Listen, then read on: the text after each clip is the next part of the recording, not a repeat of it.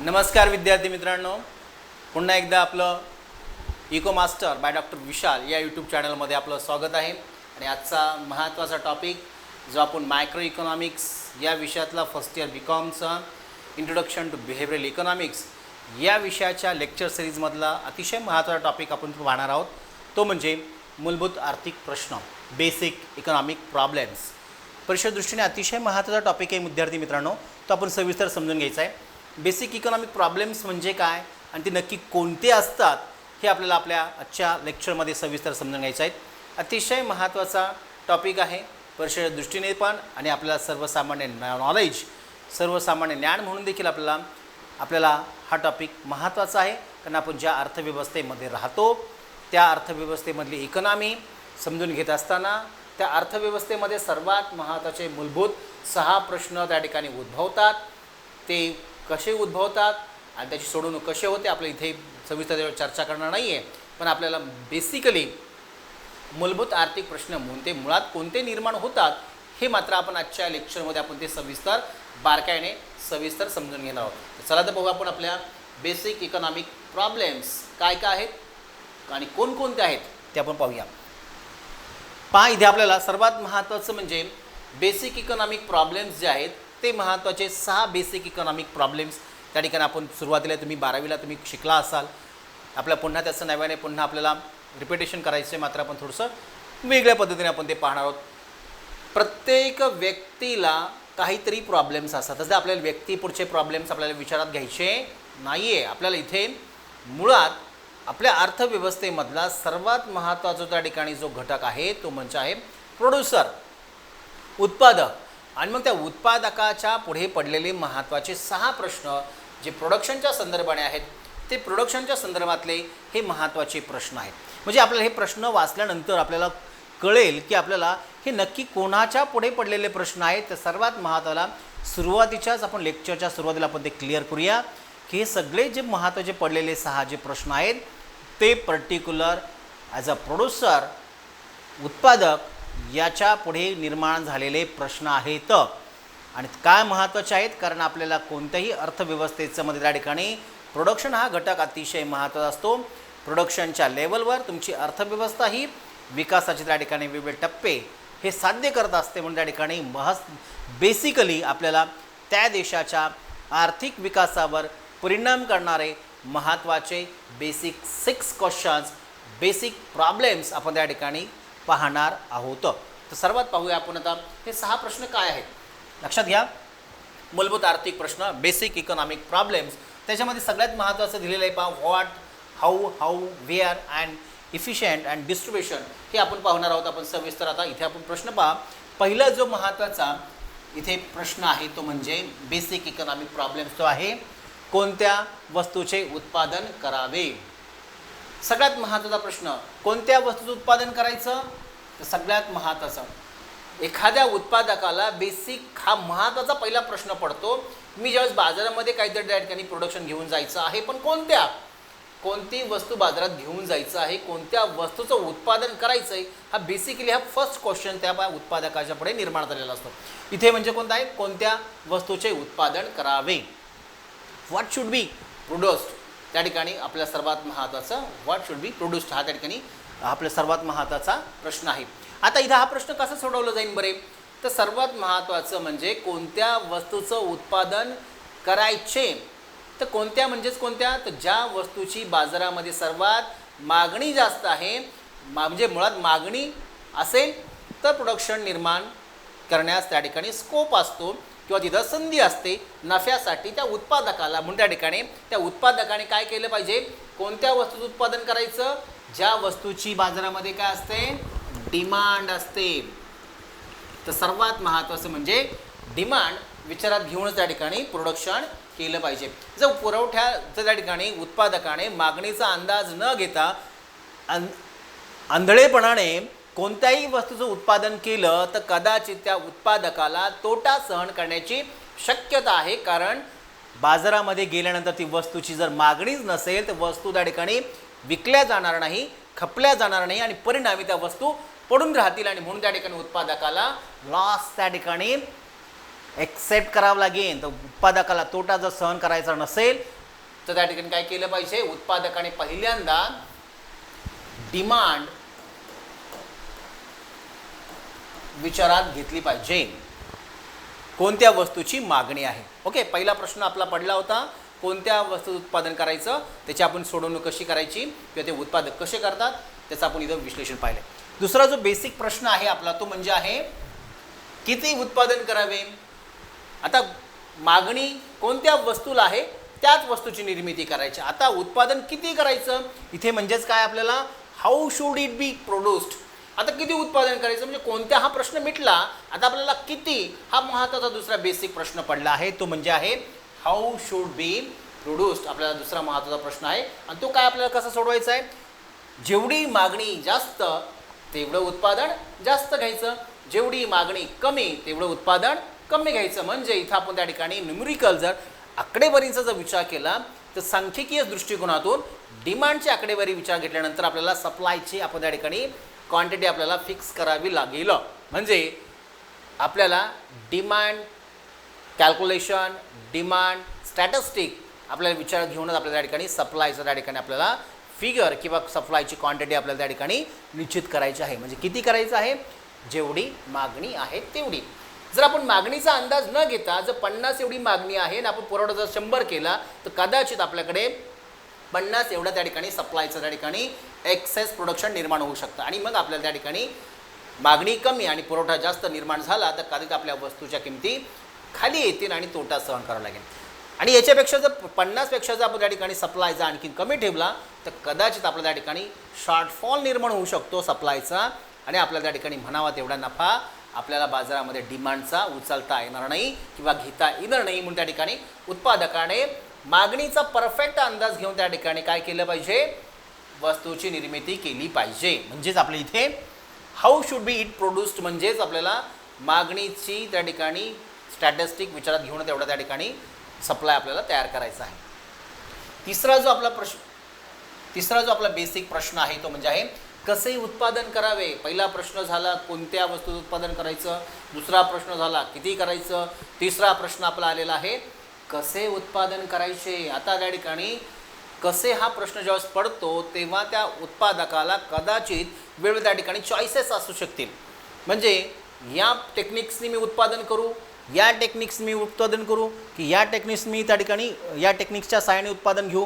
असे त्या ठिकाणी ज्यावेळेस व्हरायटी ऑफ चॉईसेस त्या ठिकाणी प्रोड्युसरच्या पुढे असतील तेव्हा मात्र हा प्रश्न पडलाच पाहिजे किंवा पडतोच. म्हणजे इथे कसे उत्पादन करावे, how should be produced. How should be produced कसं उत्पादन घ्यायचं. जे मी तुम्हाला सांगितलं की ज्यावेळेस त्या उत्पादकाच्या पुढे ऑप्शन्स असेल की त्या ठिकाणी इथे यंत्रसामुग्रीच्या सहाय्याने उत्पादन घ्यायचं की मनुष्यबळाच्या सहाय्याने उत्पादन घ्यायचं, ह्या दोघांचाही संमिश्र वापर करायचा. म्हणजेच इथे काय आहे आपल्याला by machinery, by human power आणि बाय मिक्स्ड मेथड अशा 3 वेगवेगळ्या पद्धतीच्या सहाय्याने त्या ठिकाणी उत्पादकाच्या पुढे ऑप्शन्स असू शकतील. आणि मग इथे उत्पादकाला सारासार निर्णय घेऊन त्या ठिकाणी कशा पद्धतीने उत्पादन घ्यायचं आहे, यंत्रसामुग्रीच्या सहाय्याने, by technology, machinery, by human power और बाय मिक्स्ड मेथड. तर या 3 पद्धतीपैकी उत्पादकाला जे परवडेल याचा अर्थ काय, तर उत्पादकाकडे किती भांडवल आहे आणि त्या भांडवलामध्ये त्याला काय त्या ठिकाणी सहजासहजी त्या ठिकाणी अडप्ट करणं शक्य आहे, ती पद्धत त्याला ती स्वीकारावी लागेल. जर त्या उत्पादकाकडे मोठ्या प्रमाणात लार्ज स्केलवरचं कॅपिटल असेल, भांडवल असेल, तर तो काय करेल, go with the technology with machinery त्या ठिकाणी चॉईस त्या ठिकाणी तो ॲक्सेप्ट करू शकतो. पण त्याकडे भांडवल जर कमी असेल तर तो काय करेल, तर तो त्या ठिकाणी विथ मॅन पॉवरचा वापर करण्याचा तो प्रयत्न करेल. आणि ज्याकडे थोडंसं सोसो किंवा मिडियम टाईप त्या ठिकाणी जर कॅपिटल असेल तर तो काय करेल, 50% मशिनरीचा वापर करेल आणि 50% त्या ठिकाणी तो काय करेल, मनुष्यबळाचा वापर करेल. म्हणजे त्या ठिकाणी मध्यम उत्पादन तंत्राचा, सीमाकर तंत्राचा त्या ठिकाणी अवलंब करून उत्पादन घेण्याचा तो प्रयत्न करेल. म्हणजे आपला सेकंड जो प्रश्न आहे हाऊ टू प्रोड्यूस, म्हणजे त्या ठिकाणी इथे आपल्याला महत्त्वाचा प्रश्न आहे how to should be produced. त्या ठिकाणी प्रश्न सोडवायचा आहे तो काय, डिपेंड ऑन अवेलेबल कॅपिटल विचारात घेऊन त्या ठिकाणी उत्पादन कसं घ्यायचं आहे त्याला त्या ठिकाणी ठरवावं लागणार आहे. चौथा जो प्रश्न आपला आहे बेसिक प्रश्न कोठे उत्पादन करावे, महत्त्वाचा प्रश्न पडलाय. आता टप्प्याटप्प्याने प्रश्न वाढत आहेत आणि ते कसे सोडवायचे तेही आपण पाहतोय. तर फोर्थ जो क्वेश्चन्स आहे आपला, जो फोर्थ क्वेश्चन्स, कोठे उत्पादन करावे. VR2 should be produced. आता कोणते उत्पादन करावे, किती करावे, कसे करावे हे पाहिल्यानंतर आपल्याला साहजिकच आता उत्पादन घ्यायचं ठरलंय. आपल्याला कोणत्या वस्तू उत्पादन घ्यायचं आहे, किती प्रमाणात घ्यायचं आहे याचा पण आपण अंदाज बांधलेला आहे. ते कसं उत्पादन घ्यायचं आहे याचं देखील आपण त्या ठिकाणी गणित बांधलेलं आहे. मात्र आता हे उत्पादन फायनली कोणत्या जागेवर घ्यायचं आहे, म्हणजे आपल्याला लँड टू लोकेशन आपल्याला सर्वात महत्त्वाचं फायनलाइज करायचं आहे. तर उत्पादन कुठे करायचं हे सर्वात महत्त्वाचा उत्पादकापुढे पडलेला महत्त्वाचा बेसिक प्रॉब्लेम आहे. तो का आहे, कारण आपल्या पुढे त्या ठिकाणी जागा त्याला कुठे उपलब्ध होणार आहे, त्याला किंवा ती जागा त्याला कोणती परवडणारी आहे, म्हणजे best of the best industrial location त्याला त्या ठिकाणी काय करायचं आहे, निवडावं लागणार आहे. म्हणजे त्या ठिकाणी इथे VR2 प्रोड्यूस्ड ज्यावेळेस हा प्रश्न पडतो तो हा VR2 प्रोडक्ट्समध्ये त्या ठिकाणी उत्पादकाला सारासार त्या ठिकाणी आपल्या उद्योगासाठीचं चांगलं सुयोग्य ठिकाण निवडावं लागणार आहे. लँड लोकेशन त्याला आपण म्हणतो, industrial land location, production land location, ते आपल्याला ठरवत असताना त्या उत्पादकाला काय विचार करावा लागणार आहे, तर त्याला सर्वात महत्त्वाचं बेसिक प्रॉब्लेम म्हणजे बेसिक काही गोष्टी लक्षात घेणं गरजेचं आहे. तर सर्वात महत्त्वाचं कुठे घ्यावं उत्पादन घ्यावं किंवा कोणत्या ठिकाणी उत्पादन घेतले जावं, तर ते लँड लोकेशन ठरवत असताना महत्त्वाची बाब म्हणजे जिथे बाजार जवळ आहे, जिथे कच्च्या मालाची उपलब्धता जास्त आहे, जिथे लेबर फोर्स त्या ठिकाणी इझिली अवेलेबल होणार आहे, जिथे पायाभूत सुविधा त्या ठिकाणी इझिली त्या ठिकाणी आणि मोठ्या प्रमाणात उपलब्ध आहे, असं ठिकाण त्या उत्पादकाच्या दृष्टिकोनातून best of the best land location त्या ठिकाणी ठरू शकतं.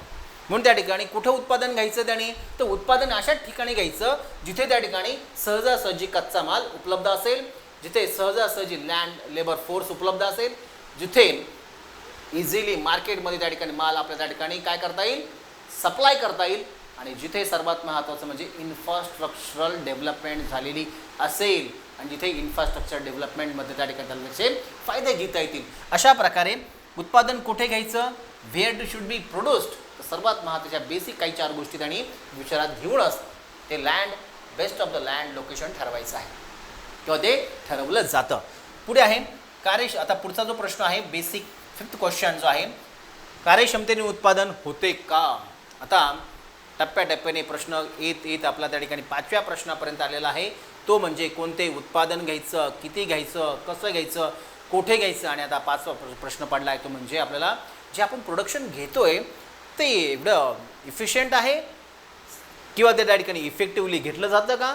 तर हा सर्वात महत्त्वाचा उत्पादकापुढे प्रश्न पडतो, कारण त्याची ऑप्टिमम प्रोडक्टिव्हिटी ही वापरली जाते का हे सगळ्यात महत्त्वाचं आहे. म्हणजे त्याची जी कॅपॅसिटी असते ती यंत्रसामुग्रीची, ती जर त्या ठिकाणी दिवसाकाठीला जर 1000 त्या ठिकाणी क्वांटिटीची असेल आणि तो जर त्या ठिकाणी फक्त 500 जर त्या ठिकाणी प्रोडक्शन जर घेत असेल, तर इथे मात्र 100% प्रोडक्टिव्हिटी ही त्याची होत नाही आहे, उत्पादन क्षमतेचा वापर होत नाही आहे. म्हणून इथे त्या ठिकाणी महत्त्वाचा बेसिकल त्या ठिकाणी उत्पादकापुढे प्रश्न पडतो, तो म्हणजे कार्यक्षमतेने उत्पादन होते का. Is production efficient. तर इथे आपल्याला 2 गोष्टी चेक करावं लागेल. आपल्या इथे त्या यंत्रसामुग्रीची उत्पादकता काय आहे आणि रिसंट त्या ठिकाणी प्रोडक्टिव्हिटी काय आहे, ह्या दोन्ही गोष्टी त्या ठिकाणी जर पाहिल्या तर त्या ठिकाणी त्या उत्पादकाला हा जो पडलेला प्रश्न आहे तो सुटणार आहे. जसं मी उदाहरण सांगितलं, 1000 क्वांटिटीची त्या ठिकाणी कॅपॅसिटी आहे, मात्र तो काय करतोय फक्त 500 त्या ठिकाणी प्रोडक्ट बाहेर काढत असेल तर आपल्या त्या ठिकाणी 100% आपली प्रोडक्टिव्हिटी त्या ठिकाणी वापरली जात नाही आहे. म्हणून त्या ठिकाणी त्याला इथे स्कोप आहे. पुढे शेवटचा जो 6वा प्रश्न आहे, 6th क्वेश्चन, वितरण योग्य होते का. फायनली शेवटचा प्रश्न, जे काही उत्पादन, कोणत्या वस्तू उत्पादन घ्यायचं, किती घ्यायचं, कुठे घ्यायचं, कसं घ्यायचं, किंवा उत्पादन 100% होतंय का, हे सगळं उत्पादन झाल्यानंतर फायनली आपण त्या ठिकाणी जे त्या ठिकाणी माल आहे किंवा प्रोडक्शन आहे ते प्रोडक्शन आपण त्या ठिकाणी अंतिम ग्राहकांपर्यंत हे योग्य पद्धतीने पोहोचवतोय का. Means marketing, supply, market chain किंवा त्या ठिकाणी आपण काय म्हणूया बाजारात त्या ठिकाणी असणं, त्या ठिकाणी आपलं त्याचं वितरण हे कशा पद्धतीने होतं आहे हे सगळ्यात महत्त्वाचं आहे. तर वितरण हा सगळ्यात महत्त्वाचा उत्पादकापुढचा प्रश्न आहे.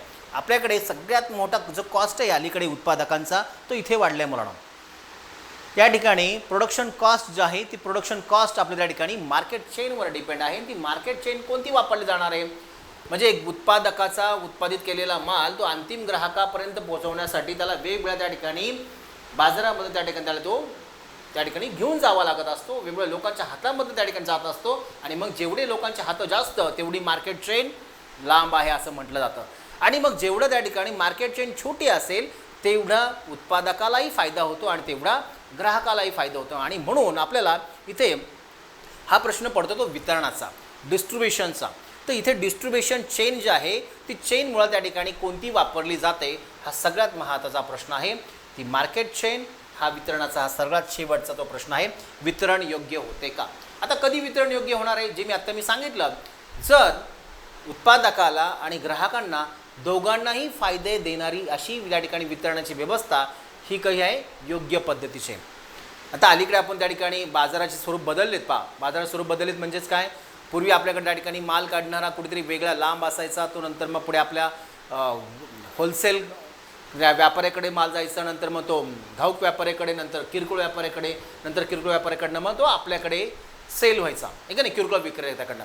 तर आता ही पद्धत राहिली आहे का? तर नाही आहे. आपल्याकडे त्या ठिकाणी खूप सारे त्या ठिकाणी मार्केटमधल्या चेनमधले त्या ठिकाणी जे आपण त्याला काय म्हणूया मध्यस्थ आहे ते त्या ठिकाणी कमी झालेले आहेत.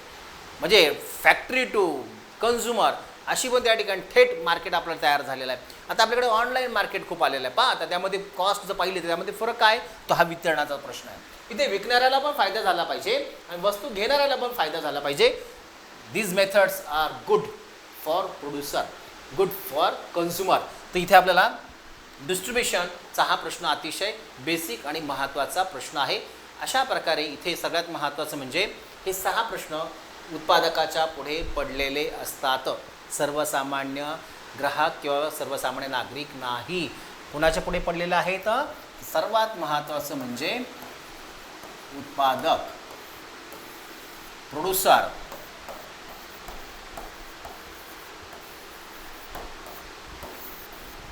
बेसिक आज आपण आपल्या ह्या टॉपिकमध्ये, हा टॉपिक तुम्हाला 12वीला कसा झाला माहीत नाही आहे, पण हे बेसिक 6 प्रश्न हे आपल्याला लक्षातच ठेवायचे आहेत. आणि इथे कुणाच्या पुढे पडले आहेत? प्रोड्युसरच्या पुढे पडलेले आहेत हे 6 प्रश्न. कोणत्या वस्तूचं उत्पादन घ्यायचं ते आपण पाहिलेलं आहे. किती प्रमाणात उत्पादन घ्यायचं ते पाहिलेलं आहे. कसे उत्पादन करावे ते देखील आपण पाहिलेलं आहे. कुठे उत्पादन घ्यावे याचं देखील आपण पाहिलेलं आहे. कार्यक्षमतेने उत्पादन होते का हा देखील प्रश्न पडतो, तो कसा सॉर्ट आउट करायचा हे देखील तुम्हाला सांगितलेलं आहे. पुढचा शेवटचा प्रश्न आहे वितरण योग्य होते का, हे देखील प्रश्न आपल्या ठिकाणी महत्त्वाचा आहे आणि ते देखील आपण त्याचं सविस्तर विश्लेषण पाहिलं. तर आजच्या लेक्चरमध्ये आपण सविस्तर सर्वात महत्त्वाचं म्हणजे इथे बेसिक इकॉनॉमिक प्रॉब्लेम्स हे आपण सविस्तर 6चे 6 प्रश्न आपण त्या ठिकाणी पाहिलेले आहेत. पुन्हा एकदा नवीन टॉपिकबरोबर आपण भेटणार आहोत. पण अद्यापही बरेचसे विद्यार्थी फक्त त्या ठिकाणी व्हिडिओ पाहत आहेत, पण चॅनलला अद्यापही बऱ्याचशा विद्यार्थ्यांनी सबस्क्राईब केलेलं नाही आहे. तर प्लीज मी मुलांना विनंती करतो की चॅनलला मात्र सबस्क्राईब करा, जेणेकरून तुम्हाला येणाऱ्या पुढच्या व्हिडिओचं नोटिफिकेशन तुम्हाला त्या ठिकाणी प्राप्त होईल. सबस्क्राईब करा आणि बेल बटन आयकॉन त्या ठिकाणी प्रेस करा, म्हणजे नोटिफिकेशन तुम्हाला इझिली प्राप्त होईल. सर्वात महत्त्वाचं परीक्षेच्या संदर्भाने सर्वच लेक्चर्स आपण त्या ठिकाणी आपल्या चॅनलवर देतो आहे. काही महत्त्वाच्या प्रिव्हियस क्वेश्चन्स आणि महत्त्वाचे त्या ठिकाणी आपल्याला काही नोट्स आपल्याला चॅनलमध्ये त्या ठिकाणी दिले जाणार आहेत. सर्व विद्यार्थ्यांना सर्वच इकॉनॉमिक्स त्या ठिकाणी जे टॉपिक आहेत ते आपण त्याचे सगळे प्रश्न त्या ठिकाणी बारकाईने आपण सोडवणार आहोत.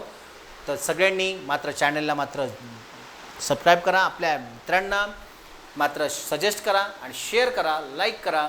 आणि माझ्या त्या ठिकाणी लेक्चर्स त्या ठिकाणी तुम्हाला आवडतात का हे देखील मात्र तुम्ही कमेंट करायला विसरू नका. तुमच्या कमेंट्स कदाचित मला पुढच्या लेक्चरसाठी त्या ठिकाणी मोटिवेशन देणारे असणार आहे. त्यामुळे नक्कीच सर्व विद्यार्थ्यांनी मात्र कमेंट्स करा. तुम्हाला कोणत्या टॉपिकवर अधिक मला बोलायला आवडेल हे देखील मला सांगा. तर पुन्हा भेटूया नवीन टॉपिकबरोबर. थँक्यू. चलो बाय बाय.